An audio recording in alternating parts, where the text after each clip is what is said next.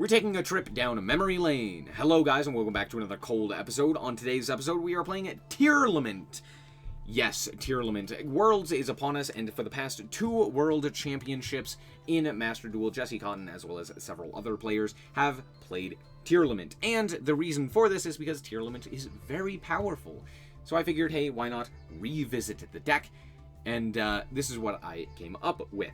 Now, if you don't know, White Forest Tearlament is a deck that does exist and is fairly decent. Reason being, the Tearlament decks that play 60 cards specifically have a good time utilizing a bunch of power spells. Things like Triple Tactics Thrust and Talents and Grass and stuff like that. These are very important, just in general, to have because they are nice for pushing through endboards with Engine, which is what Tearlament wants to do. If you pair this with the White Forest cards, you can get access to a myriad of different options that also allow you to extend your plays. So things like LZ and Sylvie, etc. allow you to continually play the game by sending or using your power spells that may not have use at that current moment in time as extension, right? Which is pretty solid. It also allows us to play things that would generally be good in the grave that you can send to the graveyard, like, for example, things like Trivy Karma or Black Goat Laughs, or there's a ton of other options, right? So you pair these two together, and you get the addition of playing insane power spells and the insane power level of Tearlament in general. That's what we are trying to do. So let's quickly go through the card by card and the explanation. Starting off with the White Forest cards, we're playing 3 LZ, which sends a spell trap from hand or field in order to special summon itself and add a White Forest. And that is mostly what we are accomplishing with this, is that you get to send and then special and then search. Mostly what we want to search is Sylvie. Sylvie on normal or special adds a White Forest spell trap from deck to hand and has the ability alongside Rusia to shuffle back a White Forest Synchro from field or grave in order to summon itself back, negating its own effect, which is pretty solid. Notably, this is also a quick effect, again, on both of them, which allows you to summon it on the opponent's turn to potentially dodge some form of interaction, or if they were to, called by or, activate a shuffler to get rid of the Synchro or something else of that nature, you can quick effect activate in order to special summon a guy, which is, again, pretty solid. Then we are also playing 1 Stellar, which sends a spell trap in order to special summon from deck a Light Spellcaster Tuner, which is one of these guys. You could also technically summon a Veiler. That's also an option. And you could play a single Veiler as a search target for some of your White Forest cards, but for the most part, I don't think it's necessary. We're also playing 1 LZ as well, because if it's used as Synchro material, it can search a Sinful Spoil card, which is pretty nice, but mostly it's just another way to get a free body onto the field, and it's a fairly solid search target. Yeah, we don't actually have a Sinful Spoil card that we search, but alas, it's, this guy's just a nice solid 2. You don't necessarily have to play it, though. And then we are playing the 1 Rusia, which sends a spell trap to draw a card. That's what this one does. It's actually very useful as well. It also special summons itself if you control a White Forest monster. Obviously. I'm stupid. I forgot that. But yes, it also does that, which is, again, pretty solid. And that's it for the White Forest monsters. We're also just playing 2 Tails, which just searches a White Forest, and we're playing the 1 Woes, which special summons and then synchros. Both of which also have the effect where if they're sent to activate a monster effect, they get to set themselves. So, there's that. We're also playing 2 Tails because it's not... it's something you want to be able to search, but if you end up milling one, it can be a bit of an issue. So we're playing the second one just in case. Which is, again, pretty solid.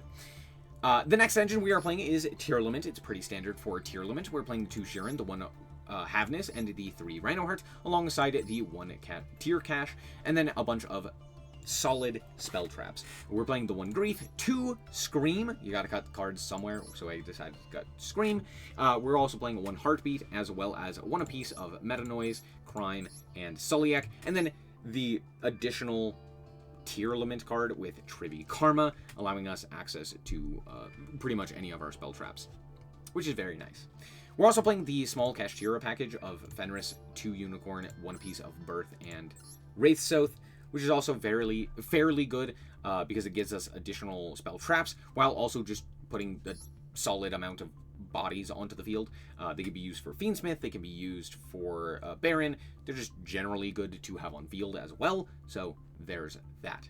Then, of course, we're also playing the Fiendsmith engine, which is pretty solid as well because any of the White Forest combo does end on both a Diabel as well as 2 additional guys, which gives you the Fiendsmith engine. So we're playing the 2 Engraver, the 1 Lacrima, the 1 Lurie, the 2 Tract, and the no Paradise. That's it.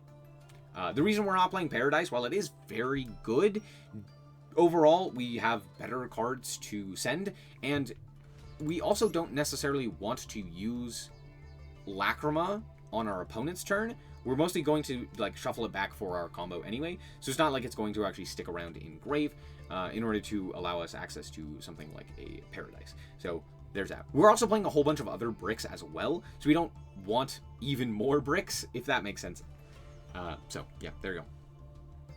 As for the rest of the cards, it is just a bunch of powerful cards. We're playing 2 Maxi and 3 Ash Blossom, pretty standard. We're also playing the Fairy Tale Snow, as well as the 2 Shufflers, which are also fairly solid monsters. And then we have a whole bunch of power spells as well. 1 Card Destruction, a Heavy Storm, a Rhoda, a Foolish Burial Goods, and a Grass, all 1-ofs, by the way. They're all limited to 1, which is very funny. This almost entire row is limited, which is very, very funny. We're also playing the Triple Tax, 2 Talents, and 3 Thrust. Thrust has a bunch of targets in this deck, which is very nice. And it just, in general, has a lot of utility because of the White Forest monsters. So there's that. We're playing mostly these are our targets for the Thrust, but we're also playing 1 Trap. Well, we're playing 3 of the Trap, and it's Blackout Laughs because milling it is very useful, and sending it to the graveyard for your White Forest is also very useful. So we're playing 3 of the Blackout Laughs. And that's it for the oh, sorry.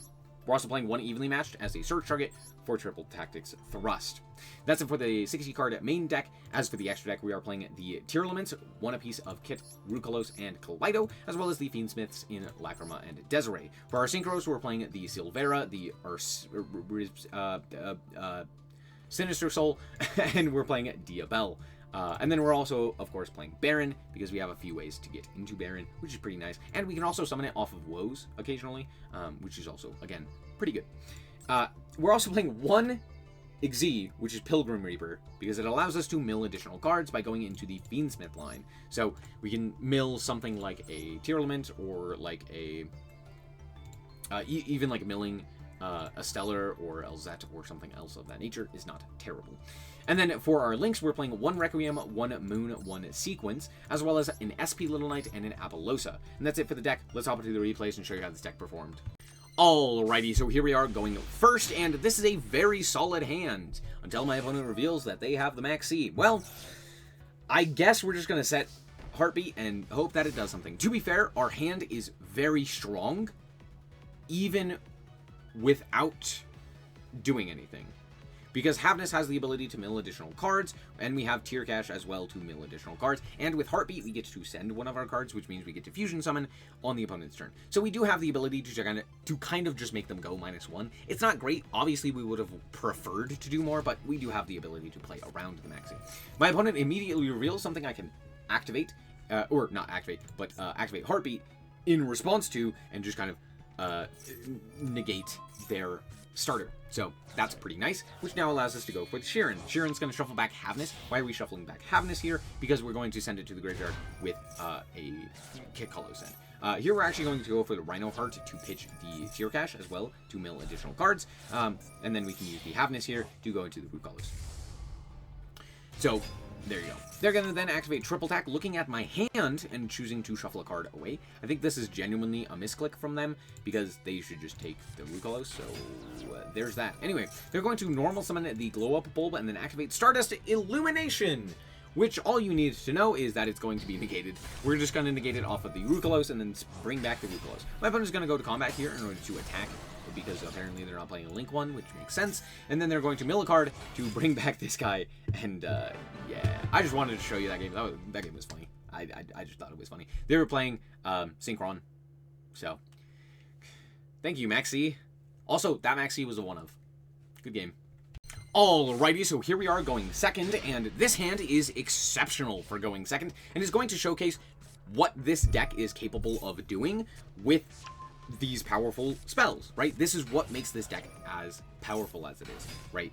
Is access to a lot of these really high impact spells, right? Triple tactic thrust, and specifically the ability to use them so effectively.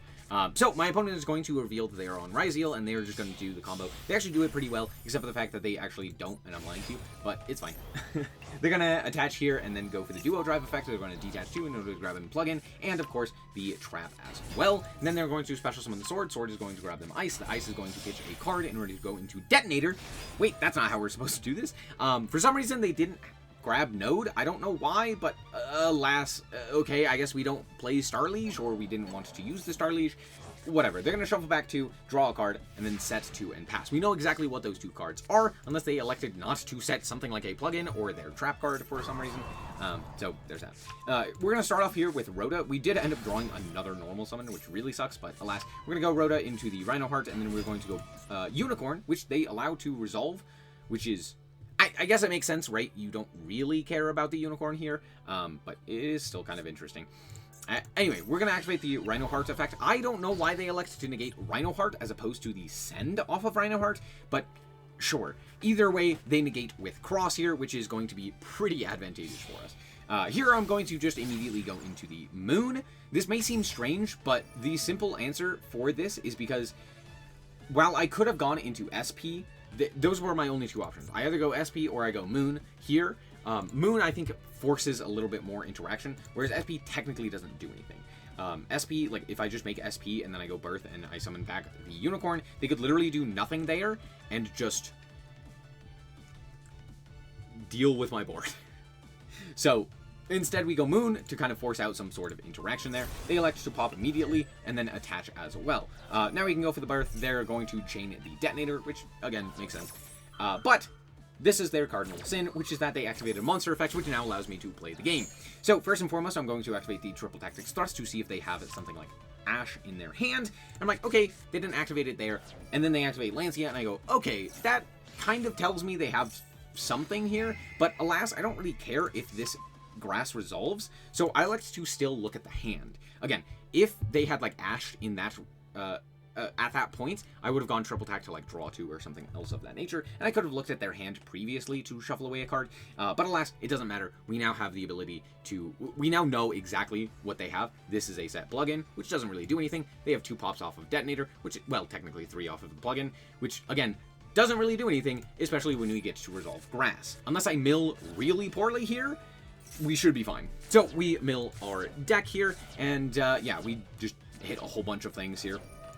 Most notably, we hit Sheeran, and we hit Scream, so we get off to the races with that, which is great. So we're going to go Scream in order to grab up the SnowiKs, which we will, that's a surprise tool that we will use for later. Anyway, we're going to shuffle back in order to go into our Kit Kalos, and from here, we're going to activate the Kit Kalos to search out Grief. We're going to activate Kit in order to special summon itself, or sorry, send itself to the graveyard in order to special summon from hand, and they elect to Detonator, which is not how that works. Yes, Kit Kalos is stupid, and even if it leaves the field or the monster it targets in order to special summon a guy, you still special summon the guy. I don't know why that's the case, but it is, so alas, that really didn't accomplish anything. Anyway, we milled 5 more and allowed us to send the... basically, we milled a whole bunch of cards. It doesn't really matter too much.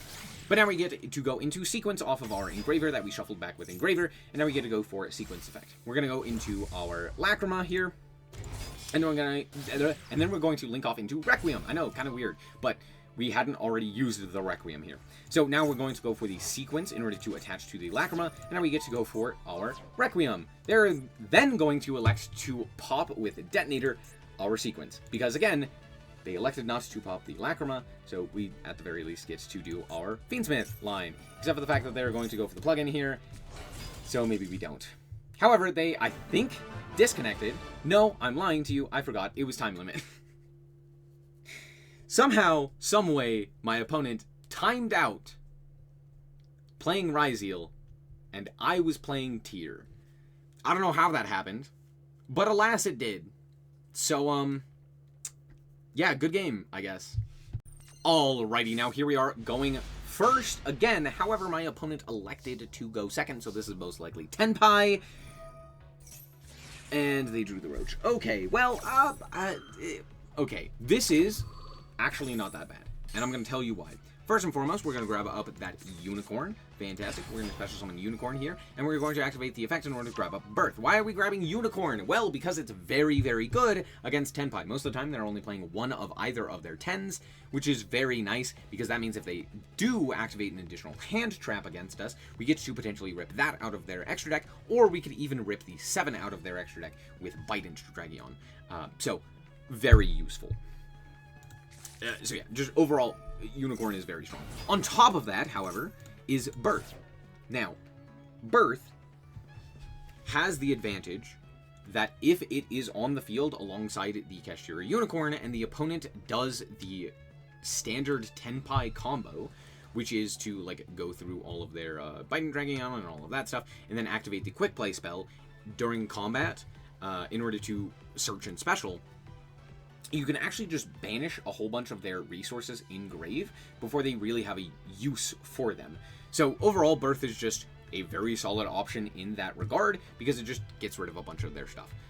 So, pretty solid. Anyway, we're also going to go for the Rhino Heart here, and I'm just going to mill some cards off of the tier cache so that we can actually hopefully do something here. Now, we do also use Triple Tactics Thrust, and instead of setting Black Goat Laughs, I elect to set Woes. Now, this may seem strange, but the simple fact of the matter is that Woes actually does have application here. We can special summon a White Forest level 4 tuner, and then use the Rhino Heart to send, or not to send, but to special summon the level 8 Diabell, and then Diabell can, during the opponent's turn, send something like a Birth, or a SnowiKs, or a Pressured Planet, or something else, in order to special summon Silvera, which just books the field. So, very strong there. We also just drew SnowiKs, so I'm also fine to just pass here. My opponent starts by drawing a card, and then drawing another card off of Into the Void, and then drawing another card off of Into the Void. Then they are going to activate their Widow Anchor, which is fine, because that is 3 spells, and most notably, 3 cards I can banish off of Birth. They're going to then normal summon the Hydra, so I'm going to activate my effect of the SnowiKs, which, again, we just happened to draw the one of. So we're going to activate it in order to negate. Why did we not activate the Havness? Because I want it for Rhino Heart's effect. So we're going to activate the Rhino Heart's effect here, and then we're going to activate Impulse. Well, I can't really do anything about that. Okay. It's not looking great for me, but at the very least, you know, we still have Havness, and they concede there. So I guess they didn't have anything else. Good game. Alright, this game is entirely in here. Well, I'll just show you. We're going first once again, and we're going to normal summon Arusia in order to send and grab the one card that does anything here. Sometimes, you just have to get lucky. And I'm not going to lie, Tearlament does in fact do that. So, Tearlament, Sheeran, Send, of course, Havness. That's full combo, baby. So, yeah, of course. We get to go for the Kikalos. Kikalos effect is going to activate. We're going to send the guy. We're going to activate it in order to send another 2 guys. Then we're going to add itself back to the hand. Here we're going to actually activate the effect of the tier cache in order to special summon itself by milling an additional 3 by banishing our guy. And then we're off to the races there, and we can do whatever the hell we choose. And my opponent realizes the writing on the wall and just concedes. Yeah, I would have also, because damn. Good game. And we're back with the deck, and yes, Tearlament is still very silly. Let's real quick talk about this deck. First and foremost, I do think that this deck is still very strong. Maybe not this exact build, but Tearlament in general, I do think is still fairly strong. It just plays in such a way that not a lot of decks have the capability of doing. I guess Ryzeal technically could do similar things right now, due to the fact that it also plays very well with a bunch of power spells, things like Triple Tack and the like, right? So, that is something that, like, Ryzeal can do, but very few decks in the history of Yu-Gi-Oh! Have really had the same oomph that Tearlament has had, especially with Kitkallos in particular. And on top of that, we also have the ability to play a bunch of other things on top of the Tearlament cards to just push even further and do even more, like, of course, the White Forest cards, the Fiendsmith cards, the Kashtira cards. You could play Horus, you could play the Millennium cards to go into to go into the Zombie Vampire. There's a myriad of different things that you can do. I've even seen like Snake Eyes be played with this as well. So there's, again, a ton of different things that you have access to with Tearlament to gain a big advantage just by playing these very powerful spells and traps and what have you. So that is something that this deck just continually does, regardless of the format, regardless of the time, regardless of anything else. It makes it very powerful. On top of that, just in general, I think that this deck has the ability to make the best use of the Fiendsmith engine, right? Having a Desiree is great, but also having access to things like Pilgrim Reaper or Apo or what have you is just so advantageous for this deck, and having those myriad of options from the Fiendsmith cards gives such a boon to a deck that also really is lacking on consistency, which is pretty nice. So yeah, if you just like draw Rhinoheart, it's very nice to go into the Fiendsmith engine and then go into Apo and then normal summon a Rhinoheart or something else of that nature, right? So just fairly solid, right? That's why the Fiendsmith cards are as useful as they are in this deck. And that's pretty much it. Like, it's just a very solid deck that makes use of very powerful spells and traps, probably the most effectively. It is the deck that absolutely uses That Grass Looks Greener the most effectively. Now, you might be wondering, oh, why are we not playing Left Arm? Because, honestly, as much as Grass is good, right, That Grass Looks Greener is a good card, it's not actually going to win you the game just by activating it and resolving its effect. Especially with Left Arm Offering as well, because the opponent could just, like, Ash Left Arm or, you know, a myriad of other things that also stop Left Arm. So there's that, right? That being said, you also have a bunch of ways to get to Grass off of Thrust as well, and you don't necessarily need Grass to do your combos. So that's another reason why. It's like, yes, it's useful, yes, it's very powerful when it does resolve, but you don't always need it, which is why we're playing not Left Arm. Cool. Anyway, that's going to be it. Thank you guys so much for watching. I hope that you guys did indeed enjoy it. If you did, a like is very much appreciated, and remember to always stay frosty. Bye-bye.